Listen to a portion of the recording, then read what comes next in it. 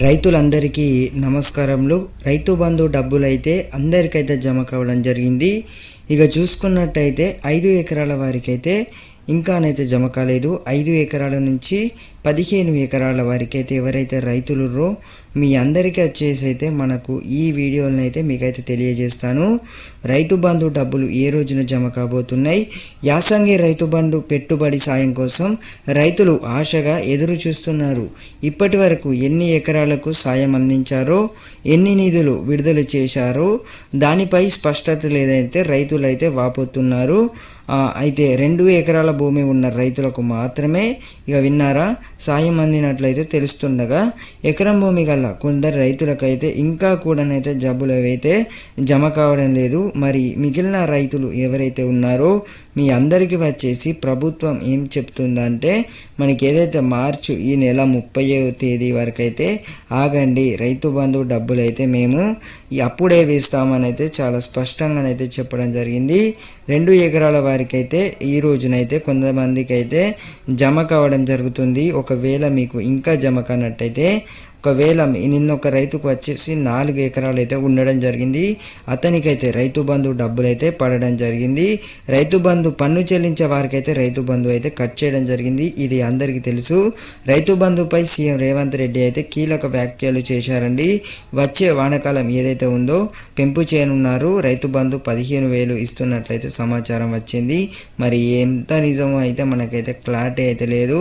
అంటే official update అయితే రావడం జరిగింది.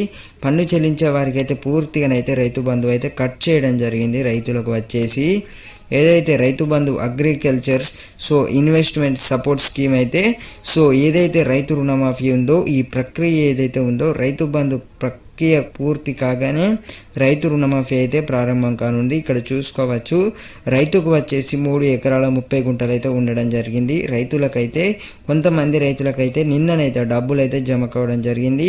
అంటే నిన్న 10 తారీఖు అయితే కొందరు రైతులకైతే డబ్బులు అయితే జమ కావడం జరిగింది. ఇక్కడ చూసుకోవచ్చు పేమెంట్ ప్రూఫ్ అయితే. అంటే కొంతమందికి అయితే ఆలస్యంగానైతే డబ్బులు అయితే జమ కావడం జరిగింది. రాష్ట్రంలోని బ్యాంకులలో పలు దఫాలు సమావేశాలు నిర్వహించి రైతుల మాఫీపై విషయమై రాష్ట్ర ప్రభుత్వం చర్చించింది. 2 లక్షల రూపాయల లోపు రైతులు అప్పులు మొత్తం రూపాయలు 35,000 కోట్ల వరకు అయితే ఉంటుందని ఓ అంచనానైతే అంత భారీ మొత్తం ఒకే మరి చెల్లించే అవకాశం లేదు. దీంతో ఆ మొత్తాన్ని రైతుల ఖాతాల నుంచి ప్రభుత్వానికి బదిలీ చేసుకోవాలి భావిస్తున్నారు. ఇందుకోసం ఓ కార్పొరేషన్ ఏర్పాటు చేసి సర్కార్కి అయితే వివిధ రూపాల్లో వచ్చే ఆదాయాన్ని దానికి కొంత మేర ఏదైతే రైతు రుణమాఫీ ఉందో రైతు బంధు పూర్తి కాగానే రైతు రుణమాఫీపై అయితే ఒక అప్డేట్ అయితే రావడం జరుగుతుంది. రైతులైతే ఎవరైతే లోన్స్ తీసుకున్నారో బ్యాంకులలోనైతే మనకి ఏదైతే మార్చి 30 అయితే దీనిపై కూడా ఒక స్పష్టతనైతే రానుంది.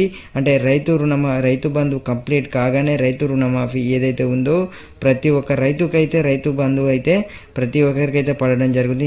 30 వరకు అయితే వేచి ఉండండి. రుణమాఫీ ఉందో ఖచ్చితంగానైతే ప్రభుత్వం అయితే మాఫీ చేయాల్సి ఉంది. ఎందుకంటే హామీ ఇవ్వడం అయితే జరిగింది. మార్చి 30 వరకు అయితే రైతు రుణమాఫీ ఏదైతే ఉందో ఈ ప్రక్రియనైతే కొనసాగుతుంది. రైతు బంధు కంప్లీట్ కావడం వెంటనే రైతు రుణమాఫీ గురించి అయితే కీలకనైతే అంశాలు అయితే విధించే అవకాశం ఉంది.